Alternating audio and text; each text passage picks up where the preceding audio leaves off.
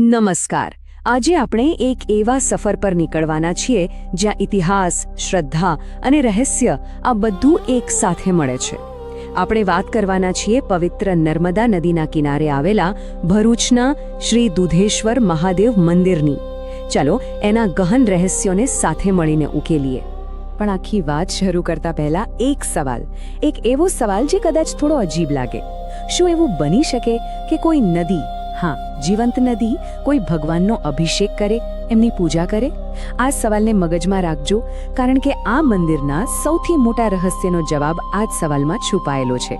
તો ચાલો સૌથી પહેલા એ સમજીએ કે આ મંદિર આવેલું છે ક્યાં. જુઓ, આ કોઈ સામાન્ય જગ્યા નથી. આ શિવાલય આવેલું છે ભરૂચમાં, પવિત્ર નર્મદા નદીના ઉત્તર કિનારે. અને આ ભૂમિનું મહત્વ તો સદીઓ જૂનું છે. પ્રાચીન કાળમાં આ જગ્યા ભૃગુ ક્ષેત્ર તરીકે ઓળખાતી હતી. મતલબ કે મહાન ભૃગુ ઋષિ અને બીજા કેટલાય ઋષિ મુનિઓની તપોભૂમિ. વિચાર કરો, કેવી પવિત્ર ઉર્જા હશે આ જગ્યામાં. હવે મંદિરની વાત કરીએ. તમે જેવું પરિસરમાં પ્રવેશો ને, એક અલગ જ શાંતિનો અનુભવ થાય. મુખ્ય ગર્ભગૃહમાં એક અત્યંત પ્રાચીન અને તેજસ્વી શિવલિંગ બિરાજમાન છે. પણ જે વાત ખરેખર હૃદયને સ્પર્શી જાય એ છે મંદિરના ઘાટ. એ ઘાટ સીધા જ નર્મદા મૈયાના પવિત્ર જળમાં ઉતરે છે. જાણે ભક્ત અને ભગવાન વચ્ચે કોઈ અંતર જ નથી. બસ આ જ જોડાણ આ જગ્યાને એકદમ ખાસ, એક આધ્યાત્મિક ઉર્જાનું કેન્દ્ર બનાવે છે. ઓકે, તો હવે આપણે આવીએ છીએ આ મંદિરના સૌથી મોટા રહસ્ય પર, એના નામ પર, દુધેશ્વર. આ નામનો અર્થ થાય છે દૂધના ઈશ્વર. પણ આવું નામ કેમ? આ નામ પાછળ એક એવી અદ્ભુત અને દિવ્ય કથા છે જે સાંભળીને શ્રદ્ધા હજી મજબૂત થઈ જશે. કથા કંઈક એવી છે કે સદીઓ પહેલા આ જગ્યાએ ઘનઘોર જંગલ હતું. ત્યાં એક ગાય હતી જે રોજ પોતાના ટોળામાંથી છૂટી પડીને એક ચોક્કસ જગ્યાએ આવીને ઊભી રહેતી.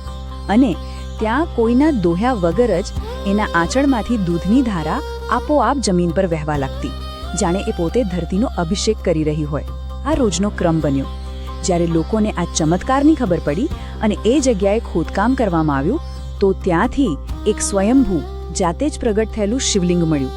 બસ ત્યારથી જ દૂધથી જેનો અભિષેક થયો એ મહાદેવ દુધેશ્વર તરીકે પૂજાયા. વાહ, શું અદ્ભુત કથા છે નહીં? પણ હવે સવાલ એ થાય કે શું આ માત્ર એક લોકવાયકા છે કે પછી ઇતિહાસ અને પુરાવા પણ આ વાતને સમર્થન આપે છે? ચાલો થોડું ઊંડાણમાં ઉતરીને જોઈએ કે આપણી પાસે આ મંદિરની પ્રાચીનતાના શું પુરાવા છે. તો જુઓ, આ માત્ર કોઈ કહી સાંભળેલી વાત નથી. એને શાસ્ત્રોનું પણ સમર્થન છે. આપણા સૌથી પ્રાચીન ગ્રંથોમાંના એક સ્કંદ પુરાણમાં એક આખો ખંડ છે, રેવા ખંડ. રેવા એટલે નર્મદા. આ ખંડમાં નર્મદા કિનારે આવેલા પવિત્ર તીર્થસ્થાનોનું એટલું બારીકાઈથી વર્ણન છે અને એમાં આ ભૃગુ ક્ષેત્રની પવિત્રતાનો ખાસ ઉલ્લેખ છે. એટલે એ તો પાકું છે કે આ ભૂમિનું આધ્યાત્મિક મહત્વ સદીઓ બલકે હજારો વર્ષો જૂનું છે. હવે પુરાતત્વની વાત કરીએ. ભલે સમયની થપ્પાટોમાં મંદિરના મૂળ શિલાલેખો કદાચ રહ્યા નથી, પણ ઇતિહાસકારો અને પુરાતત્વવિદો જે છે ને, એ મંદિરના પાયાના પથ્થરો, એની બનાવટ, એની શૈલી જોઈને જ કહી દે. અને એમના મતે આ મંદિરનું મૂળ બાંધકામ ઓછામાં ઓછું 800 થી 1000 વર્ષ જૂનું છે. વિચાર કરો, 1000 વર્ષ! અને આ જ વાત મંદિરને એક જીવંત ઇતિહાસનું પુસ્તક બનાવે છે. કેમ? કારણ કે એના બાંધકામમાં તમને એક નહીં પણ 2 અલગ અલગ સમયગાળાની છાપ સ્પષ્ટ દેખાય છે. એનો જે મૂળ પાયો છે, એની જે શૈલી છે, એ ગુજરાતના સુવર્ણયુગ એટલે કે સોલંકી કાળની યાદ અપાવે છે. અને પછી સમય જતાં જે સમારકામ અને નવા ઉમેરા થયા, એમાં તમને મરાઠા સ્થાપત્ય શૈલીની ઝલક જોવા મળે છે. એટલે કે આ મંદિર સમયની સાથે વિકસ્યું છે. તો આ તો થઈ ઇતિહાસ અને પુરાણોની વાત. પણ હવે આપણે ઇતિહાસના પાનામાંથી બહાર આવીને વર્તમાનમાં પ્રવેશીએ. કારણ કે આ મંદિરની શ્રદ્ધા માત્ર ભૂતકાળમાં નથી, એ આજે પણ એટલી જ જીવંત છે.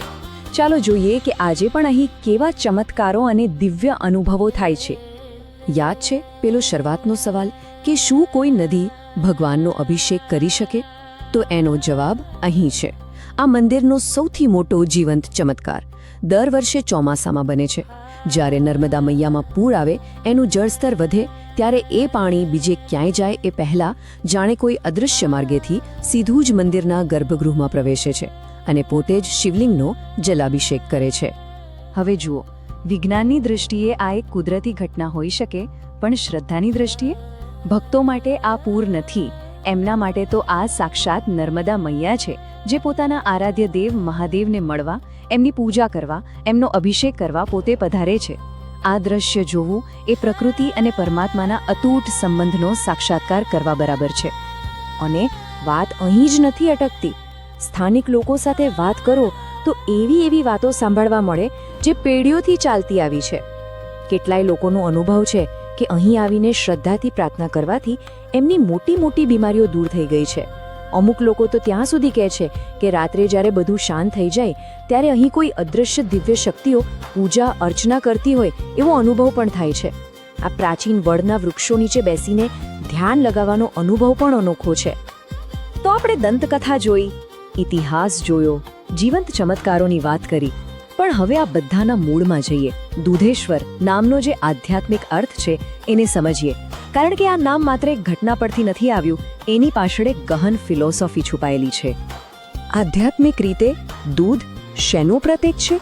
શુદ્ધતાનું, શાંતિનું, સાત્વિકતાનું. એમાં કોઈ મિલાવટ નથી હોતી. તો દૂધેશ્વર મહાદેવની પૂજા કરવાનો અર્થ શું થયો? એનો સાચો અર્થ એ છે કે આપણે આપણા મનને, આપણા અંતરાત્માને પણ દૂધ જેવું જ શુદ્ધ, નિર્મળ અને નિષ્કલંક બનાવીએ. આ એક આધ્યાત્મિક લક્ષ્ય છે.